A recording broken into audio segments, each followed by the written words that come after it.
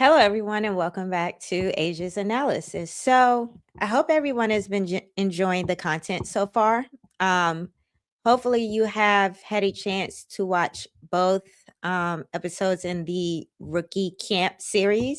The NFC East breakdown of the first round draft picks, and then a look at the elite weapons that we drafted on the offensive side of the ball. So, the next set of videos, I am going to be starting a series where we're going to get a little bit more into our operations leadership, covering some of our other coaches that were hired. Like we got a new tight end coach, and I want to understand what that means for our tight end room. And also looking at some of the more established rooms that could break out this year. So I think the biggest rooms that we are going to be looking to make a significant jump is the tight end room, and I also would like to do an analysis of that edge room. So we're definitely going to have some more content coming out in and around Commanders, and just more about the players and coaches on the team. So I want to start this series out by talking about the man of the hour, and that is Adam Peters. So now that we have somewhat brought all of the off-season activities to an end, so for the most part, I think we're probably just rounding out the roster depth and bringing in camp bodies. So I think for the most part, they consider themselves done for the major contributors that's going to be playing out on the field on Sunday this year. So I think I'm ready to sit down and really talk about everybody's favorite way to talk about our GM, and that's that proverbial question: is AP really cooking? Right. So I'm one of those people that, I was not really high on AP going into the season, if I'm being honest. I was really excited about him, and I thought he did a great job for what he had to deal with walking into the mess that was this franchise, overhauling the roster, trying to do a rebuild, just trying, like, he had a lot on his plate. And, Ron Rivera didn't really leave him or DQ in a good spot. So, what he did in the first year in my mind was like, wow, like that exceeded my expectations. And I was ready to go. We've got incompetent leadership. And I'm going to tell you, I did not trust the front office until they made the Jaden Daniels pick. Up until they officially called out Jaden Daniels' name, I was skeptical. I was like, they're going to overthink this. They're going to F it up. They're not going to take Jaden. I kept telling my dad, like, I don't trust them until they take Jaden. So I was a little traumatized by, like, just the executive leadership. And I think we all were coming out of the Dan Snyder era. So the first year that they had, I was like, wow, they really did do a good job getting key veteran pieces in and just getting people to buy in and just getting the most that they could get out of that roster, because they did not have the best roster. And what Jaden did that first year was just wow. Then came the second year. And I was like, okay, we picked up Debo. There was some offseason acquisitions, but it wasn't I was like, now that I look back on that offseason, I was like, we got some big names, but we didn't do a lot, right? So that's where all the people who like big names, I mean, we did bring in big names in that off season coming into 2025. We brought in Laramie Tunsil. I know it's offensive lineman out of Texas. That's a big name. He was one of the top offensive linemen in the league. Then we brought in Debo, which Debo is a big name wide receiver. So, I mean, for everyone who's like, they don't go after big names, like they did. They just don't go after the big names that everyone wants, because we all have our wish list and they can't check the box on every fan's wish list. So I came in like, okay, they really tried to look at what they did last year and just fill holes or close the gap, right? And it was very clear that they brought in Dietrich Wise. So they were focusing on stopping the run, setting the edge. Like that's what, some of the things they did to kind of fix the issue. So I can't really say they didn't do a post-mortem after the first year. I think they really thought that wow, like we are only a few players away from making it back, right? So I think they misread the situation in terms of the strength of schedule, Jaden's first year, and then just like really maybe not being as alarmed about Cliff's playbook and his scheme as they should have been coming out of the first year, right? So I think they try to get a slot. I think they understood there were certain parts of the field they need to maximize and they try to get a slot. But it's like you can't make a coordinator play players or use players in his scheme. And so to see that scheme kind of like atrophy last year in that he was primarily just like using Zach Ertz. And like I can honestly say Cliff was in the scheme week over week, just building the scheme around a few players and not really concerning himself with anyone else. So I had enough time to sit with that and analyze that. And I've done enough videos on that to where I think coming out of 2025, I blamed AP. I felt like he didn't do enough. He didn't get enough talent. You were very cheap. You signed all these guys to 1 year deals. You didn't go out. You weren't willing to spend to like bring the type of guys that was needed to elevate the roster. I think I put all that on AP. And then I finally had to sit with that. And I was like, I don't know if AP had the type of coordinators that knew what they were doing to actually collaborate with him on get the right player. So I think within that context, I think he did the best he could. So coming out of that year and into this year, I was like, I know he has a background as a scout and talent evaluator. I am aware of what he did in San Francisco, but I just was like, I just have not seen it with these draft picks, right? So it's like I don't know if this talent is where it needs to be. I don't know if he's done a good job evaluating talent, right? I only watch our Commanders, and when I had a chance to run the analysis and look at the data, I think I was really shocked to see the numbers and how we benchmark against the rest of the league. And it's like, wow. So it was the scheme, it was the coaching. So I'm really excited to get into this analysis and really answer the question: is our GM really cooking, or is that just something that we like to say out in the fan base? And I want to move beyond that question and really pose a scenario of if this team can get back to this playoff form and compete, and we have a top 10 defense, right? Should we start talking about AP in the GM of the year conversations? Sit with that, right? Don't answer that question right now, because I think if you answer the question right now, you're going to be like, no. Howie Roseman, our favorite GM that everybody likes to put up on a pedestal. But before you answer that question, let's go through the analysis, right? So I put some data. By the you guys know what you know what you're here for. You're here to see the data. You're here for the nice presentations. You're here for the breakdown. So let's get into it. Okay. So I put some data, y'all. Surprise, surprise. So I did some modeling and I wanted to know, okay, I can't remember all. It's so hard to think about when you think about the acquisitions and the draft picks, you think about it within the context of what you see out on the field and just the record. And it's kind of easy to tell yourself that we don't have high end talent or that we're missing on the draft or we're reaching, right? So I needed to go back and really look at this and have it kind of like benchmarked against the rest of the league and then kind of evaluated through the lens of just metrics and rankings, right? So let's look at the first year, year one, that 2024 NFL season that just seems like it was like 5 years ago, right? So, he came in year one, didn't have much to work with.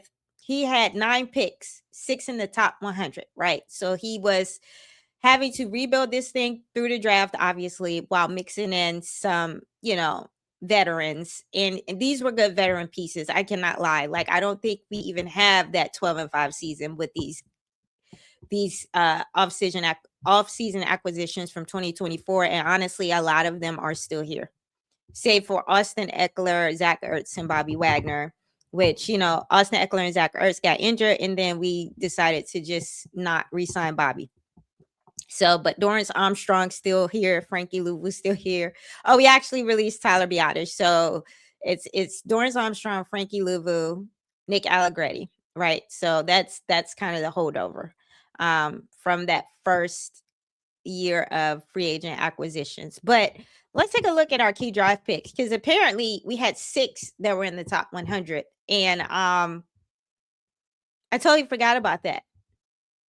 It's hard to really contextualize this 2024 draft class as being in the top 100 of draft picks, right? So it's like, dang, Cliff and Joe, like, talk about ruining a talented group of young players. Just talk about just really ruining them, because these were top 100 picks. Jada Daniels was the number 2 pick, right? So was the 2023 Heisman winner. We know he ended up with 3,568 passing yards, 25 touchdowns, 12 rushing touchdowns, and offensive rookie of the year honors. We already know the lore. It will live on in infamy. We had Johnny Newton, who was projected to be an immediate starter and an interior disruptive force. I don't think Johnny has lived up to that, and I think Johnny has battling, trying to really break through, playing behind a lot of veteran interior linemen. So we had Jonathan Allen, then we had Deron Payne, then they brought in Javon Kinlaw. It's kind of hard for Johnny to get snaps when you have those guys on the roster. So, but when Jonathan Allen got injured, he really did play significant minutes, and I thought he held his own that first year covering. Then we know the year that Mikey had in his rookie season. So he was a turnover machine, ball hawk at Michigan, so that's why they got him. And then he also started in all 3 playoff games, and we remember that Detroit game. So we kind of know what Mikey can do, and we're kind of hoping he returns to form this year. Then Ben Sinnott, who we just now that I understand that this was the Cal I cannot pronounce his last name. Is it Jusic? Y'all know the kind of fullback tight end hybrid that plays for San Francisco. And so I'm like, wow, because he does a lot for San Francisco, and I get the pick now. The problem is Cliff wouldn't play Ben in his scheme. Cliff didn't have a use for that type of player in his scheme. So it's like, we still don't know if Ben can really live up to his prospect comp, right? And I think this is the year that we see more from Ben Sinnott, honestly, because they brought in, like I said, a new tight end coach to try to get more out of that room. And so they really need to know, this was a 2nd round pick. So all this notion that, no, it's going to be Lawrence Cager and it's going to be Yankoff. No, Ben Sinnott's getting snaps this year. It would be GM malpractice and coaching malpractice for them not to, in this 3rd year, truly see what they have in this 2nd round pick. So I think there will be a concerted effort to get Ben involved in this offense. And then Brandon Coleman, and we know he had 15 starts at left tackle, and he played all 3 playoff games. So, and then in some of the later rounds, Luke McCaffrey, Dominique Hampton, and Nate Wiggins, where Dominique Hampton and Nate Wiggins are no longer on this roster, but I have Luke ascending to wide receiver 3. So by all intents and purposes, I think this 2024 draft class was not a bad draft class. And I think that, like, there was a severe regression of all of these players, including Jaden last year, because of coaching and scheme. So I really do not think that they reached on these players. I think these players are really, they have the ability to live up to their draft spot. And I think, this is the year for them to really take a big leap. So I'm looking forward to it. So the draft class, the highlight of this draft class was JD setting multiple NFL rookie quarterback records, 69% completion, 891 rushing yards, most points a game, 28.5, and highest completion percentage by a rookie quarterback in playoff history. And we saw what Caleb and Drake did in the playoffs. So he's still the best quarterback in that draft class. Don't let the mainstream pundits convince you of otherwise. People get caught up in the moment, and people are prisoners of the moment. But I think JD will emerge as still the best quarterback in that draft class. So in AP's first year as GM, he had a winning record. He had an NFC championship appearance. He had 6 draft picks in the top 100. He had a rookie of the year, and he ended a 19-year playoff drought. So it was literally like, this guy, did we just hit the jackpot with this GM? Do we have a budding, savant at GM, right? Do we have another GM in the division that can compete with Howie Roseman and go band for band in this drafting and development thing? Well, we got to year 2. And in year 2, injuries. I think, and I think in year 2, I felt like everybody felt like he didn't do enough and he rested on his laurels and he didn't try to go out here and get JD help. So that is the feeling we all had, right? And that he's not going after big names. I look at these key offseason acquisitions. Nothing but big names. Laramie Tunsil in a trade. Debo Samuel in a trade. Marshawn Lattimore, he didn't work out, but he went after names. Von Miller. So he went after names. Okay. So when I sat down and I saw this, I was like, wow. I have to kind of walk back my criticism of him in terms of him just kind of being like really passive and not an aggressive GM. He was very aggressive. These guys were just old and they didn't work out. So when the front end of your roster gets injured and you have like no young depth, it like we were too old, we were too slow, and the entire roster got injured. So and then add to that situation 2 horrible coordinators in Cliff and Joe Witt. So this second year, after I've had time to really sit down and see what he did this offseason with 2 brand new coordinators, I am ready to kind of like rethink some of my criticism of AP or how much I blamed him for you. Because I blamed him for all of it, right? This was a lot of this was on Cliff and Joe Witt. They couldn't do anything with the young talent, and they couldn't do anything with the older talent. They were so bad at their jobs that they literally wanted veterans in the room to compensate for their inability to teach young talent or develop young talent. So that's why you saw us constantly going out and getting veterans and vets, because that's what the 2 coordinators wanted. They were lazy and they didn't want to teach young players or put time and effort into development. So when you move like that as a coordinator, you go out and you get more established veteran players that you can, I guess, quote unquote, just kind of plug and play. But let's look at this 5 picks. So this was the draft for quality over quantity in this draft class, right? Because of all the trades we were doing, we didn't have that many. So that first round pick, number 29, Josh Connolly, it was not a popular pick, but I think when we look back on this pick 5 years from now and Josh Connolly kind of emerges as a Pro Bowl tackle, we're going to go, oh, we get it. Then Trey Amos.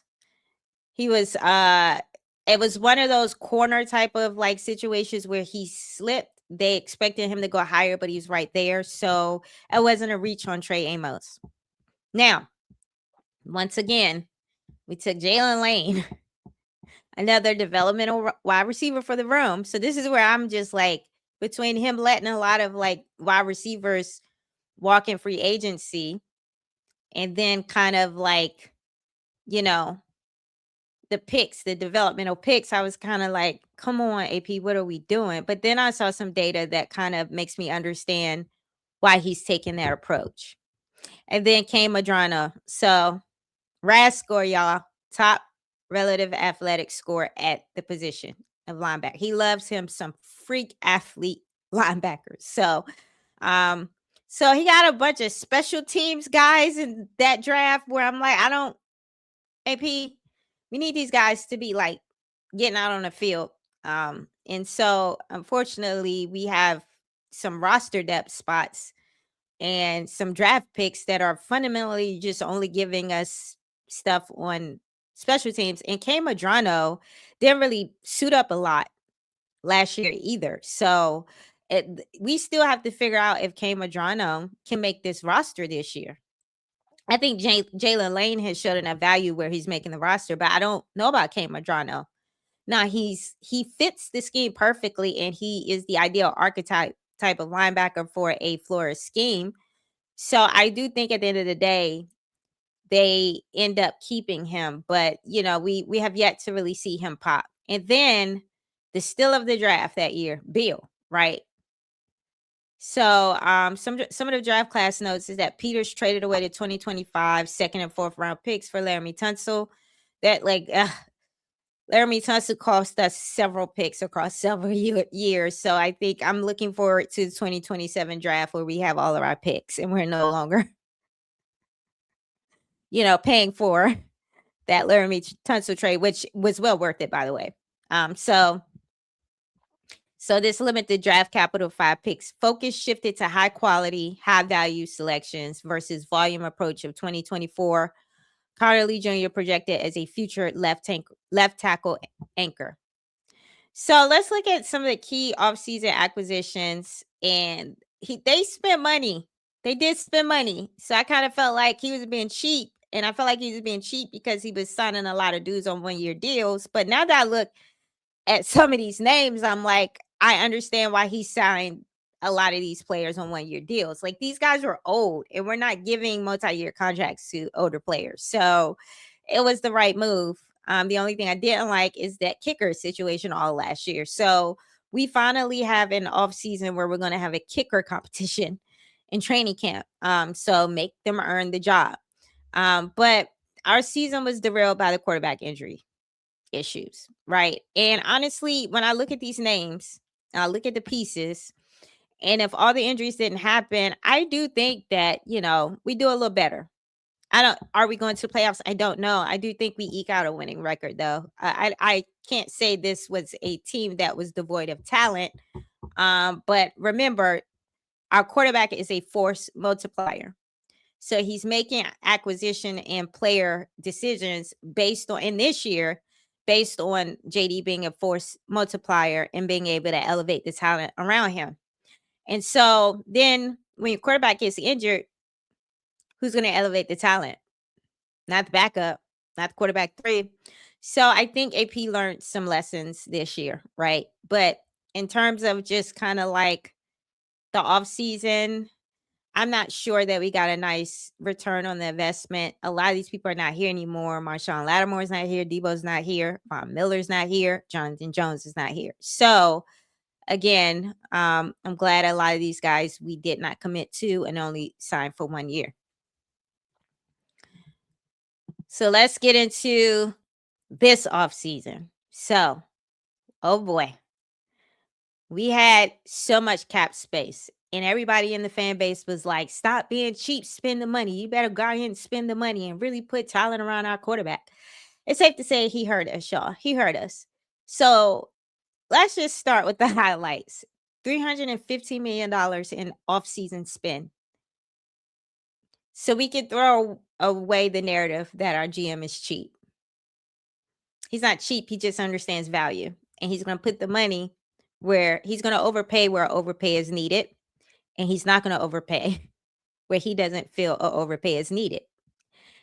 And so again, we had a top 10 pick again. So we had to hit on that pick because we also only had 5 draft picks. So this was another best player available.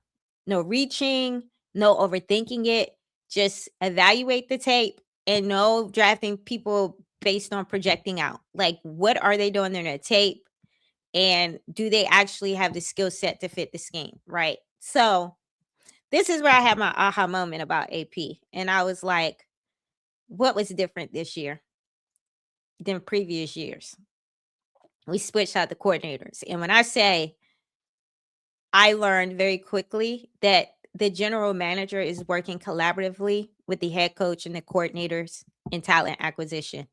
And so what we were doing in the offseason in terms of bring free agents, that's all Cliff and Joe Witt collaborating with the GM and talent evaluators on what they want for their scheme. Crap scheme, not so good players.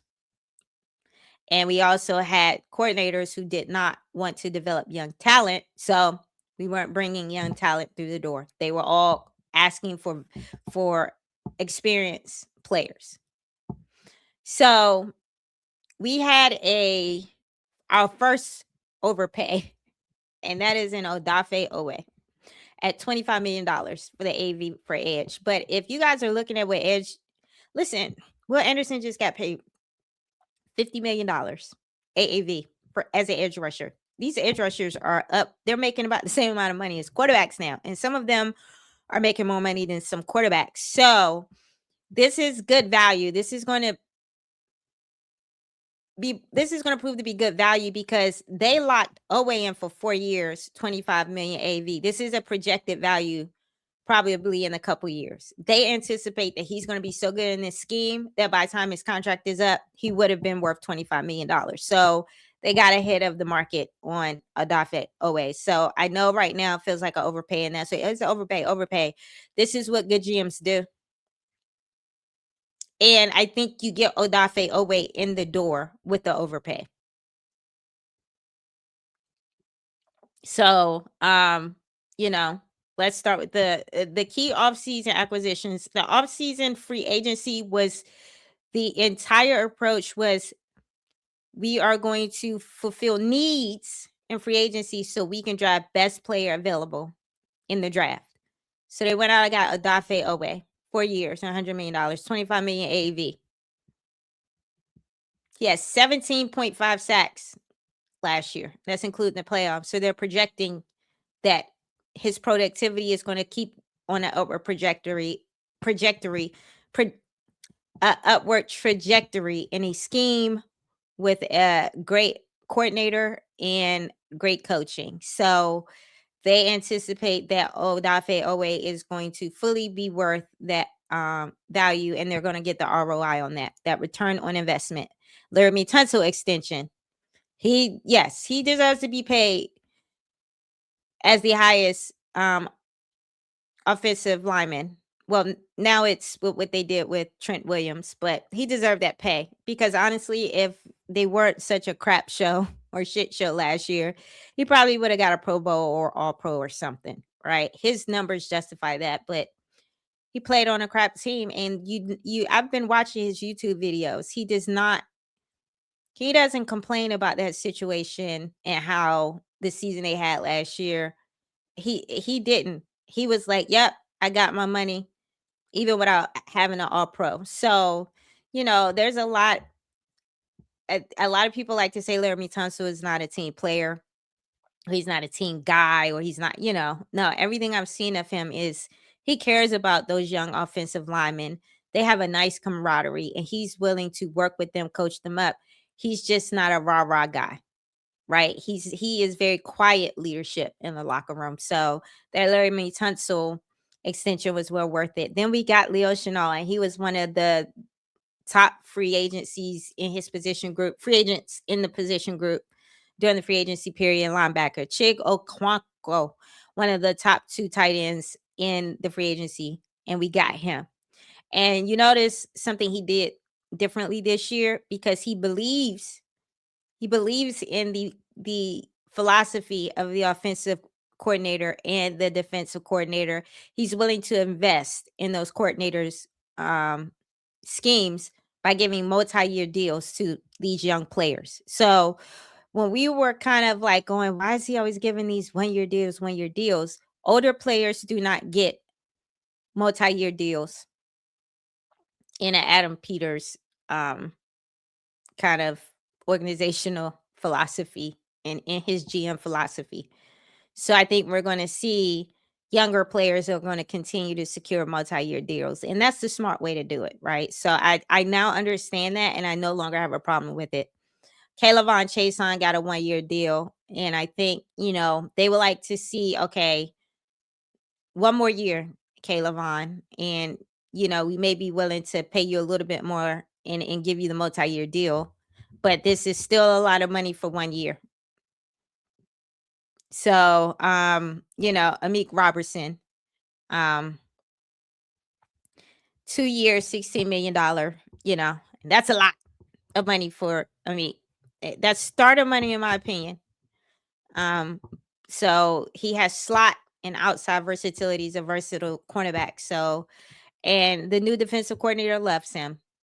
He played against Amik in the same division when Detroit and Minnesota was going up against each other head to head. He's seen enough tape of Amik to understand what his ceiling can be, and he believes he can get him there.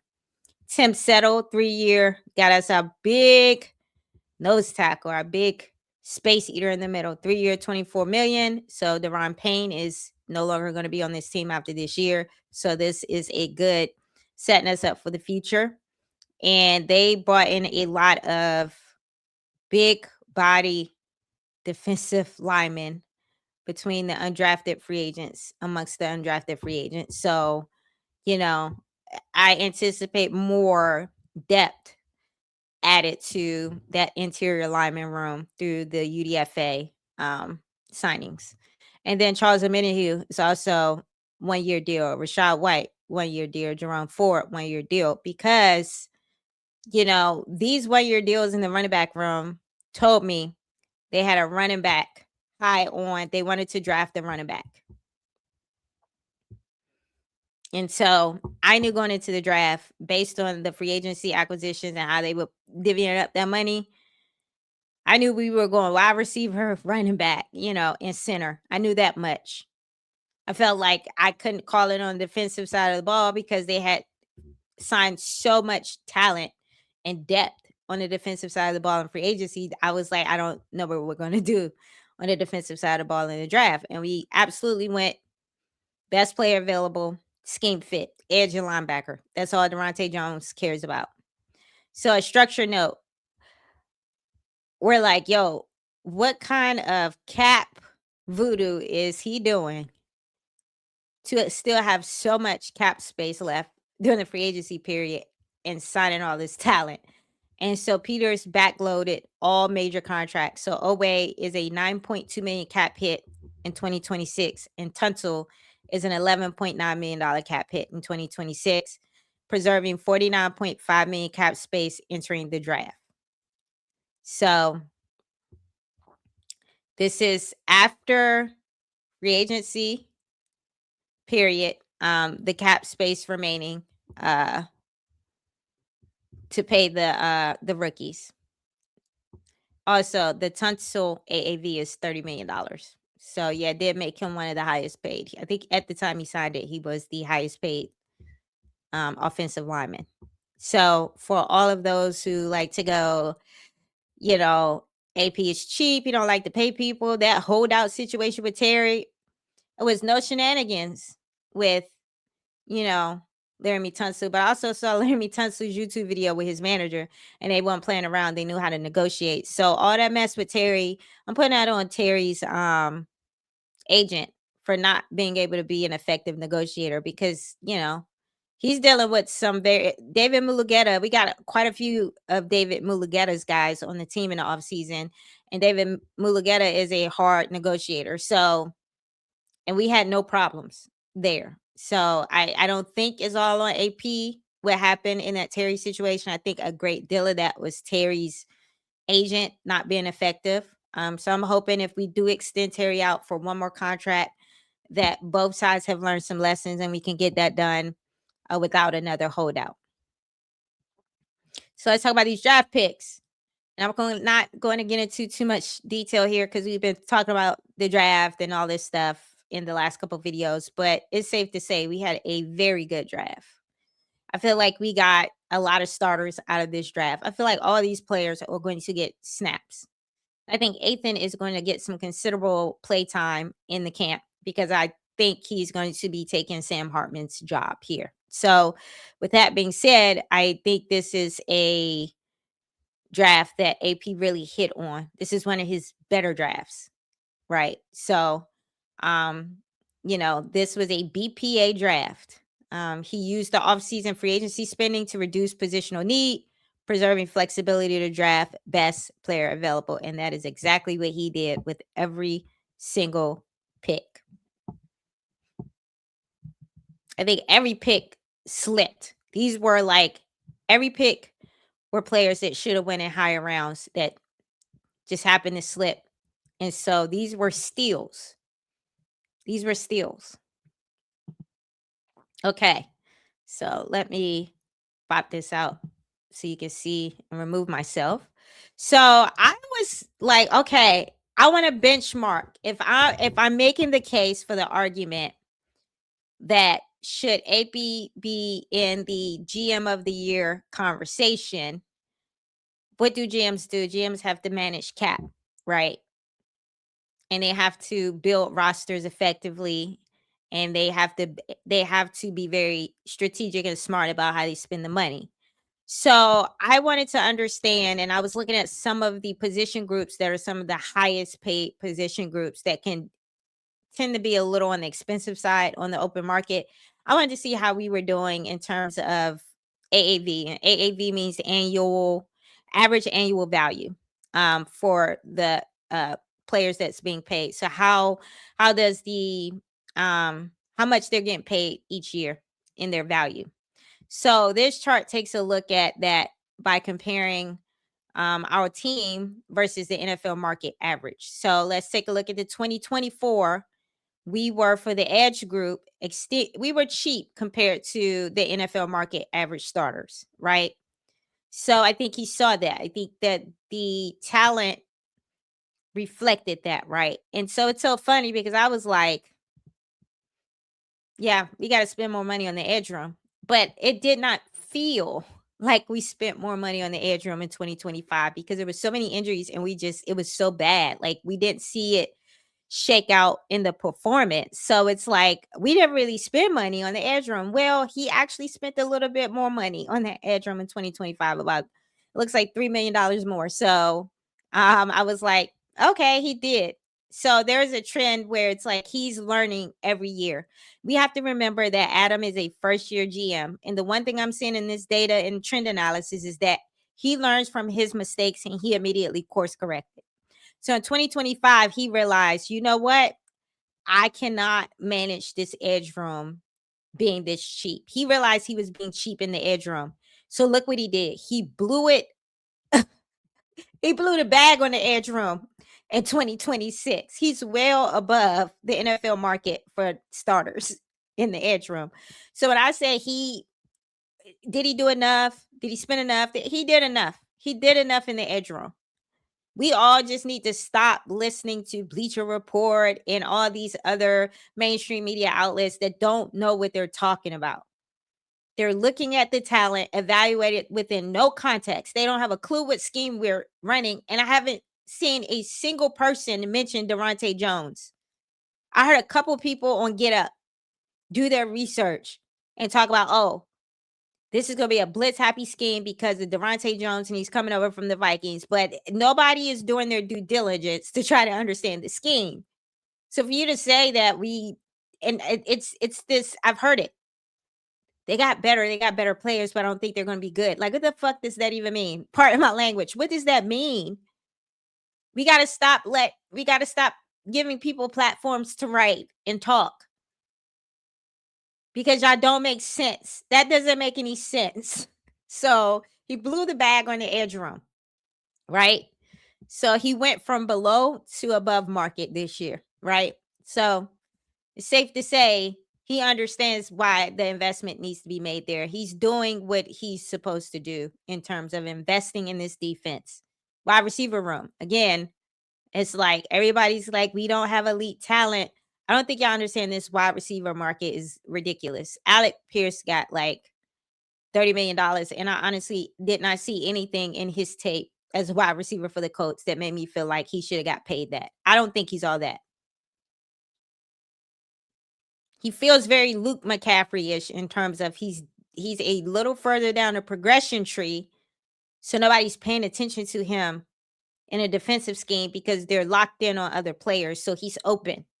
So we're gonna see if Buddy's worth that money this year because they're gonna be rolling the coverage to him. He's gonna be at the top of the scouting report, and he is going there. They're gonna build that scheme around stopping him. We're gonna see if he was worth that money. So for the most part, wide receiver room has always been above the NFL average because you know what you're supposed to fill your wide receiver room with? Young talent. You're supposed to draft wide receivers. And so the reason why that number is so low, because a great deal of NFL franchises are backfilling roster with draft picks, and they're taking draft picks and they're developing the wide receiver talent through the draft. So this goes back to my earlier argument that this fan base just is not comfortable with us developing the wide receiver talent. You guys don't want to go through that process. You don't want Jaden to grow with the talent in the room. Y'all want us to go out here and get established wide receivers and established names because you guys are locked into a win right now mode. And you're not thinking like a GM in terms of trying to manage the cap. And so you have to fill your wide receiver room with draft picks so you can keep the cap down in and around that room because that market is blowing up.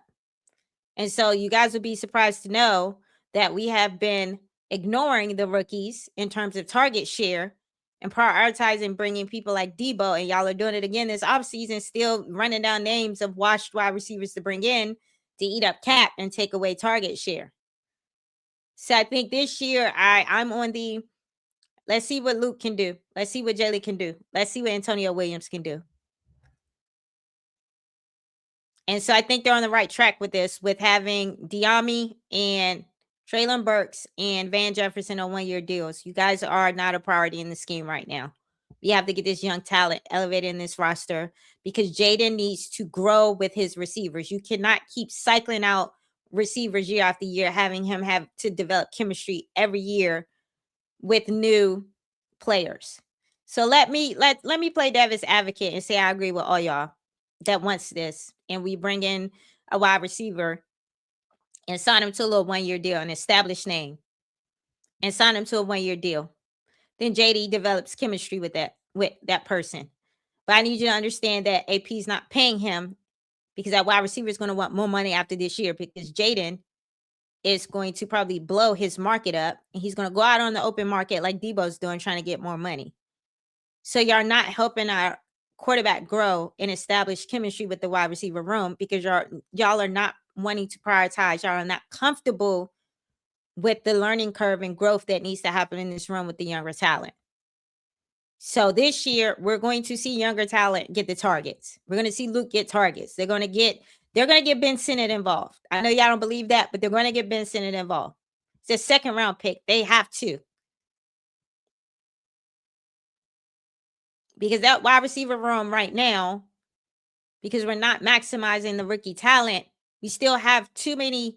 We're over the NFL average in terms of what we're paying. So the quarterback, he's killing it. He is really, I know we felt like he wasn't doing enough on this rookie contract. Jaden's rookie deal runs through 2027, and he is leading in terms of when compared to other top GMs in terms of a plus $25 million annual advantage in cap space because of the rookie contract. So because he's not blowing the bag on washed free agents, he's managing the cap very well against this rookie contract to where, he has a significant spending advantage. Now let's look at the corner. He's doing the same thing with the corner room. He's doing the right thing in the corner room. He's trying to develop that corner room through the draft. So he took Mikey 1 year, then he came and took Trey Amos another year. And I guarantee next year in 2027, we're taking another corner.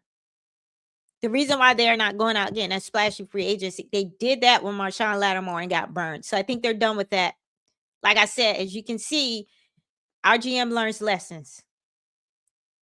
And once he tries something once and it doesn't work, he moves on. So the days of bringing in these corners and overpaying a veteran corner to come in to make y'all feel comfortable about the room. Maybe they feel comfortable about the room, but they're trying to get the young players developed in the scheme. So let's look at the offensive tackle. They're investing in the trenches. We have consistently, since the second year when we got Laramie Tunsil, paid over market value for that because you can't put a price on protecting your quarterback. So let's, pull back and take a look here. He's very much investing in spending on the trenches. And that's what you should do. That's what a good GM does. You build from the inside out. All right. So let's take a look at some more data here. Draft class value score. So, Cliff and Joe makes it really hard for us to evaluate draft classes in 2024, 2025. Their scheme was so bad. They were just so bad that it's like they have everyone looking like a bust in the scheme. So I was like, I really want to know when we benchmark our draft classes across the NFL average, how does it look? Right. So this is a composite of media consensus draft grades, PFF draft grades, capital efficiency, and projected roster impact. The NFL average equals 72 each year. We have been above average every year. 2024, 88. Look at that green. It felt like this was an elite draft class, right? We get close to 90 on the composite scale and way above the NFL average composite score. So the combination of volume plus quality, they gave our 2024 draft class an A grade. An A. So let's go to the 2025 draft class where we didn't have a lot of picks. Josh Connerly, Trey Amos, Bill Merritt, Kane Madrano. All of them played except for Kane Madrano. But he had the top RAS score linebacker in that class. We have gone 2 years in a row taking the top RAS score linebacker in the draft. That's nuts. That is nuts. I did not realize Kane Madrano had the top RAS score.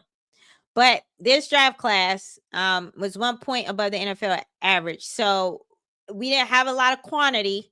So that impacted this score. But we had some good quality. And they all played. Trey Amos was starting corner. Bill took running back one, basically. And Josh Connerly was a starting. Yeah, that was a good draft class in terms of they're out there playing, giving you snaps every day. So we just didn't have enough picks for this to be graded higher. So he got a grade of B for the 2025 draft class. Now this 2026 draft class, again, not enough picks, but we were well over the NFL average, and it was headlined by the Sonny Styles pick. So we have yet to play, but take a look and go back and look at my evaluation of the draft class in terms of I did one on Sonny. I gave that an A. And then, in my evaluation of the offensive picks, I felt like if they all hit their ceiling and they get the snaps and the playing time and we are developing properly, we can consider Antonio Williams, Matt Gobin, and Katron Allen elite weapons in this scheme. So they really hit on these 3 picks. So again, they got a B+ draft grade. So if we're evaluating AP by his evaluation of talent and draft classes, he is actually cooking, right? He hasn't gotten anything less than a B on his draft classes. So I think it's safe to say not only is he a great drafter, he's a great evaluator of talent. And I think at the end of the day, you can't overcome ineffective scheme and bad coaching, right? So, I like that they coming out of that 2025 season, they immediately recognized that Joe and Cliff were the problem, and they didn't go to blaming the talent. He has, and I would have faith in the talent if these were the grades and composite scores I was getting on my draft classes, right? I wouldn't give up on them either, even though a lot of people in the fan base seem to think that, these aren't elite players he's drafted. Because again, we're always looking at someone else's situation, just, comparing. All right. So let's take a look. This is my last slide. So I want to ask the question to the chat and to everyone. Now that we've looked at all that information, I'm going to go from the question of, is AP cooking, to, do we have the best GM in the league? So I wanted to look at some data with AP benchmark against the rest of the GMs in the league. And I wanted to see how he ranked, or how that evaluation or data shook out, so to speak. As you can see, Howie Roseman is the top GM with the overall GM composite score of 93 on a 100-point scale. But look at our GM, our third year GM, sitting at 85, top 5 amongst his peers. Wow. After only 3 years. So he's on a trajectory to be considered one of the top GMs in the league, one of the top 2 GMs in the league. So that's like, how do they evaluate GMs? What are the metrics? And what are, I was like, let's look at a head-to-head evaluation now that we know who these top guys are. And so the overall GM score, so he has an 85. And I think Howie Roseman is the top one with 93. But let's look at his NFL Player Association player grade. He is consistently graded as an A. So the players love him. And other people around the league love him. They feel he has a very good reputation in the league as a GM. He's only been a GM for 3 years. And when you compare Howie Roseman being a GM for 12 years and him being number 1, gosh, you have to be excited about the trajectory that Adam Peters is on as a GM. Because he's already top 5 after 3 years. How many years did it take him to get to his first playoff? He went to the playoffs his first year as GM. Do you not know how hard that is? Roseman, Howie didn't do it. Holmes didn't do it. And Bean didn't do it. And Veach only did it because he inherited Patrick Mahomes. So, I mean,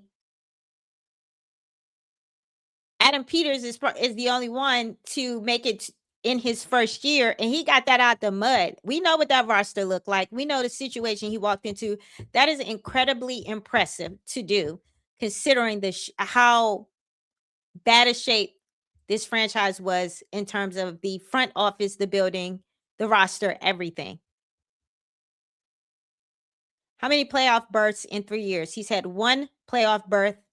And I do think that this is where it's kind of like we shake back a little bit this year. Because this is where, when compared to his other peers, they were able to sustain that. And so the injuries kind of derailed them last year. 2026 draft value rank. We had the number 1 draft value rank this year. We beat out Howie Roseman. He beat out Howie Roseman. He has an established franchise quarterback. And if you compare him, it's like Jaden. But look at these other names. Hurts won a Super Bowl. Mahomes, Super Bowl. And then you got an MVP, Josh Allen, right? So it's safe to say that he hit on the quarterback.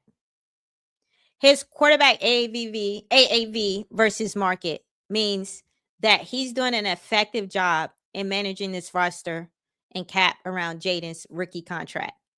Because once you get out the rookie contract, look at all these other GMs and their quarterback and how much their quarterback is costing them in terms of AV versus the market. So there's a method to the madness in his being very judicial about how he spends.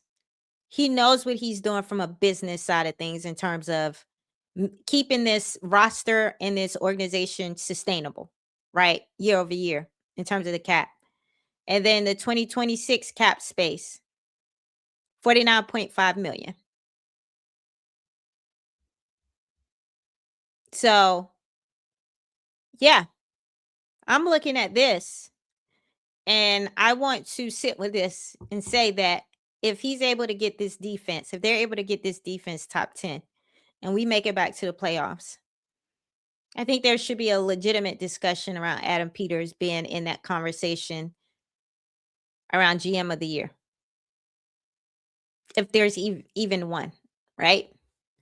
So, you know, I'm gonna